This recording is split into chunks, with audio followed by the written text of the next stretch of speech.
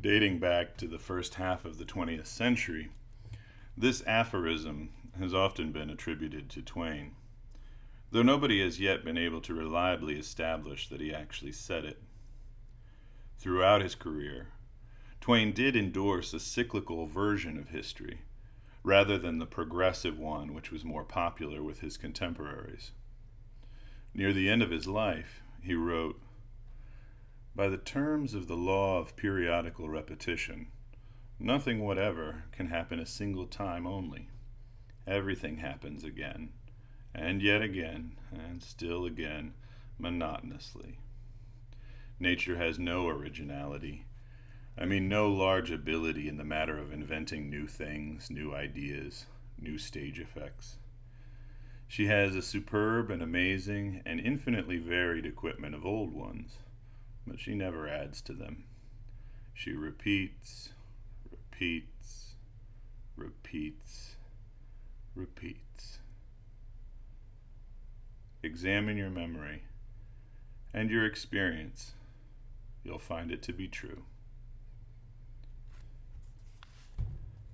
In 2017, an evolutionary biologist, David Sloan Wilson, introduced me to this graph from a book on statistical demography, Ages of Discord, by Peter Turchin. Turchin's indices of well-being and political stress draw upon factors like income distribution, relative longevity, educational attainment, and something he calls inter-elite competition. I expect many of you recognize in your own lives and the lives of your students the conditions which this graph summarizes: rising wealth disparities and consumer debt, declining life expectancy, vitriolic partisan division, inequitable access to job training, health care, and higher education, the vanishing of what our parents and grandparents considered a middle-class lifestyle. That signifier in the upper right-hand corner, 2020 question mark, has particularly been haunting me these past months, in part because of how Dr. Wilson concluded the keynote address he gave at the Center for Mark Twain Studies in 2018. Speaking to a group predominantly comprised of literature professors, he issued this challenge. But I want to make the point that these cycles are not inevitable, and they're not like a mechanical pendulum.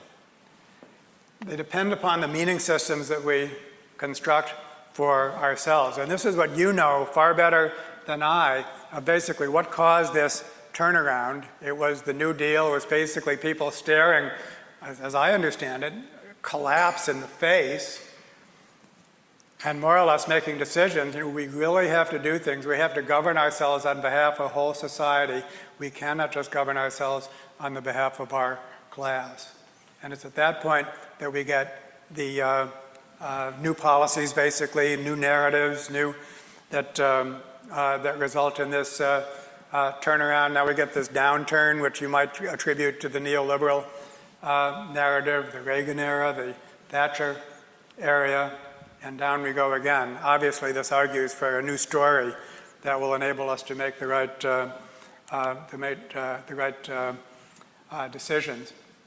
So it all depends on the meaning systems that we construct for ourselves, and it's this that makes the study of economics and literature central to the study of the past, present, and future human cultural evolution. In other words, what you guys are doing is very important, and that's one reason why I'm so very happy to be here to spend a bit of time with you, because you're the ones that are studying the meaning systems that govern what people do. So thank you very much. When Dr. Wilson talks about collective responsibility for systems of meaning, he is pointing out that these patterns of decreasing living standards and increasing political violence and volatility are not self-correcting. We're not going to wake up one day and find ourselves in a new era of good feelings. Dr. Wilson and Dr. Turchin can study group behavior, and they can identify groups who are behaving in a manner which is self-destructive. But as to why those behaviors have been perpetuated, they can only speculate. And they admit When it comes to preventing the catastrophes that seem inevitable if such behavior doesn't change, they are completely at a loss. Most of us, teachers of English and social studies and the arts, are intrinsically involved in the perpetuation and potentially the disruption of the systems of meaning which underwrite group behavior.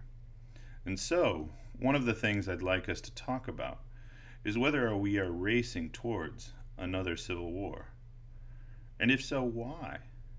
In the rhyme scheme of history, what is the poetic conceit which sets us back on a path towards good health, goodwill, and unity?